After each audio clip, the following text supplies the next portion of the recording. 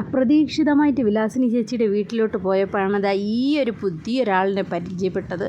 അയ്യോ പറയാതിരിക്കാൻ വയ്യ, നല്ല ക്യൂട്ടാണ്. അവരാർക്കെങ്കിലും കൊടുക്കാൻ വേണ്ടി ഇരിക്കുകയാണ്. അയ്യോ അത്രയ്ക്ക് നല്ല ഒരു ഒരു ആൺകുട്ടിയാണിത്.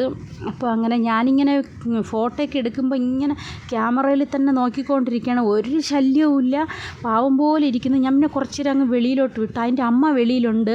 പക്ഷേ ഇതിനെ കാണാൻ എന്തോ ഒരു പ്രത്യേകതയുണ്ട്. ദേഹത്തൊക്കെ കറുത്ത ലൈനായിട്ട് നല്ല ടൈഗർ കുട്ടിയെ പോലെ ഉണ്ട്. പിന്നെ ഞാൻ വിചാരിച്ചു ഇതിനെ പതുക്കെ എടുത്ത് വീട്ടിലോട്ട് കൊണ്ടുപോകാമെന്ന്. അവിടെ താരക്കുട്ടിയുണ്ട്, അവൾക്കും കാണിക്കാം. അവൾക്ക് ഇതൊക്കെ ഭയങ്കര ഇഷ്ടമാണ്. പിന്നെ എൻ്റെ ഡോറയും കാണിക്കാമെന്ന് വിചാരിച്ചു. പിന്നെ നേരെ എടുത്ത് ബാഗിലിട്ട്. ഇത് ഇവൾക്ക് വേണ്ടി മാത്രം വാങ്ങിയിട്ടുള്ളൊരു ബാഗാണ്, ഇങ്ങനെ ഹോളൊക്കെ ഉള്ള. അപ്പോൾ ഈ ബാഗിലോട്ട് ഇട്ടപ്പോഴത്തേക്കും അവൾക്ക് ഒരു ഭാവ വ്യത്യാസമില്ല, സൈലൻ്റായിട്ടിരിക്കുകയാണ്.